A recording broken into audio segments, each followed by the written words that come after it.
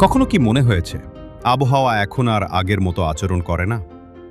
কোথাও তীব্র গরম, কোথাও বৃষ্টি নেই, আবার কোথাও কয়েক ঘন্টার বৃষ্টিতেই ডুবে যাচ্ছে শহর। এই বদলে যাওয়া আবহাওয়ার পেছনে শুধু স্থানীয় কারণ নেই। পৃথিবীর হাজার হাজার কিলোমিটার দূরের প্রশান্ত মহাসাগরও এর বড় কারণ হতে পারে। সেই নাম এল নিño।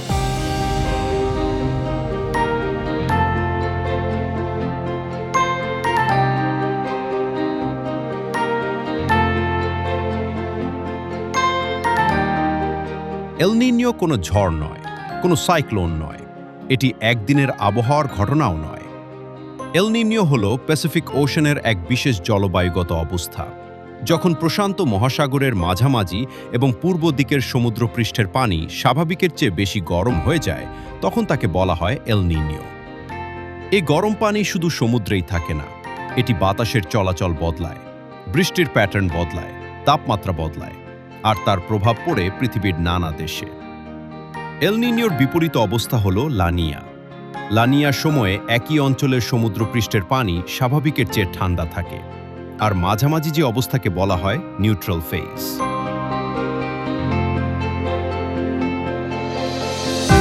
সহজভাবে বললে, এল নিño মানে বেশি উষ্ণ প্যাসিফিক ওশান, লা নিña মানে তুলনামূলক ঠান্ডা Pacific ocean.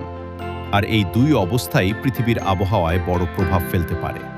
Hey, my name's Theodore Keeping. I'm a climate scientist here at Imperial College London, and I work on the changing likelihood of extreme weather events as the climate changes.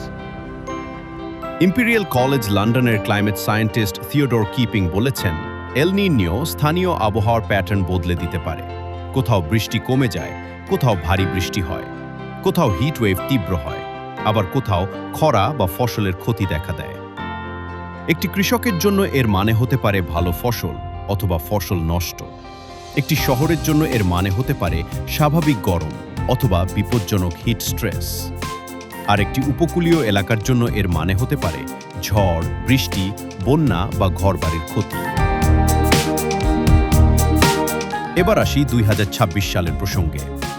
বিশ্ব আবহাওয়া সংস্থা WMO বলছে 2026 সালের দ্বিতীয়ার্ধে এল নিño তৈরি হওয়ার সম্ভাবনা বেশ জোরালো। NOAA এর ক্লাইমেট প্রেডিকশন সেন্টারও বলছে 2026 সালের মাঝামাঝি সময় থেকে এল নিño ইমার্জিং হওয়ার সম্ভাবনা অনেক বেশি। তবে এল নিño আসতে পারে মানেই যে এটি সুপার এল নিño হবে তা নিশ্চিত নয়। বিজ্ঞানীরা এখনও বলছেন এর শক্তি কতটা হবে তা নিশ্চিতভাবে বলা যায় না। তাই ভয় নয়, প্রয়োজন হলো পর্যবেক্ষণ এবং প্রস্তুতি। এখন সবচেয়ে বড় প্রশ্ন, বাংলাদেশের প্রভাব কি হতে পারে? বাংলাদেশ প্যাসিফিক ওশানের পাশে নয়, তাই এল নিñoর প্রভাব এখানে সরাসরি নাও হতে পারে। কিন্তু সাউথ এশিয়ার মনসুন সিস্টেমের সঙ্গে এল নিñoর সম্পর্ক আছে। অনেক সময় এল নিño দক্ষিণ এশিয়ার মৌসুমি বৃষ্টিকে দুর্বল করতে পারে। এর ফলে বৃষ্টি কম হতে পারে, গরম বেশি অনুভূত হতে পারে, আর হিট ওয়েভের ঝুঁকি বাড়তে পারে। 2026 সালের ফোরকাস্টে বাংলাদেশেও সেই ইঙ্গিত দেখা যাচ্ছে। বাংলাদেশ মিটিওরোলজিক্যাল ডিপার্টমেন্টের পূর্বাভাস অনুযায়ী জুন মাসে স্বাভাবিকের চেয়ে কম বৃষ্টি হতে পারে।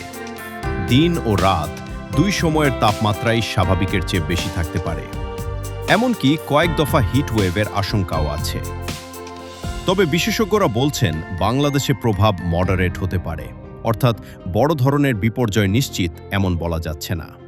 কিন্তু হিট স্ট্রেস, কম বৃষ্টি, কৃষিতে চাপ, পানি ব্যবস্থাপনা এবং শহরের গরম, এসব বিষয়ে সতর্ক থাকা দরকার। কারণ ক্লাইমেট রিস্ক সবসময় একভাবে আসে না। কখনো তা আসে খরা হয়ে, কখনো হিট ওয়েভ হয়ে, কখনো আবার অল্প সময়ে ভারী বৃষ্টি হয়ে। এখানেই ক্লাইমেট চেঞ্জ বিষয়টিকে আরও জটিল করে তোলে।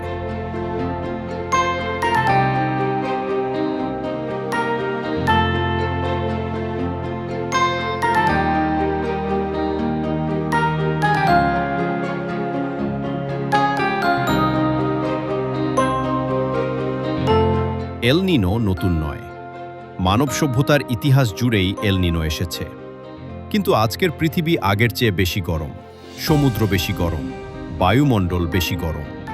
তাই একই এল নিনিও এখন আগের চেয়ে বেশি এক্সট্রিম ওয়েদার তৈরি করতে পারে। একটি হিট ওয়েভ আরও তীব্র হতে পারে, একটি ড্রাই স্পেল আরও দীর্ঘ হতে পারে, একটি হেভি রেইনফল ইভেন্ট আরও বিপজ্জনক হতে পারে। বাংলাদেশের জন্য তাই বার্তাটি পরিষ্কার। আমাদের হিট ওয়েভ ওয়ার্নিং সহজ ভাষায় মানুষের কাছে পৌঁছাতে হবে। কৃষিতে পানি ব্যবস্থাপনা ও ক্রপ প্ল্যানিং আগে থেকেই ভাবতে হবে। শহরে পানি, বিদ্যুৎ ও স্বাস্থ্যসেবার ওপর চাপের প্রস্তুতি নিতে হবে।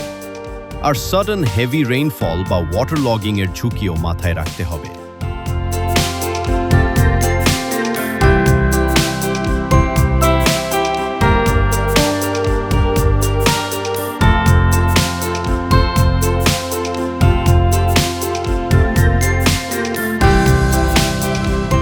এল নিনিও কোনো দূরের গল্প নয়, এটি সমুদ্রের গল্প, আকাশের গল্প, কৃষকের গল্প, শহরের গল্প, আর আমাদের প্রতিদিনের জীবনের গল্প।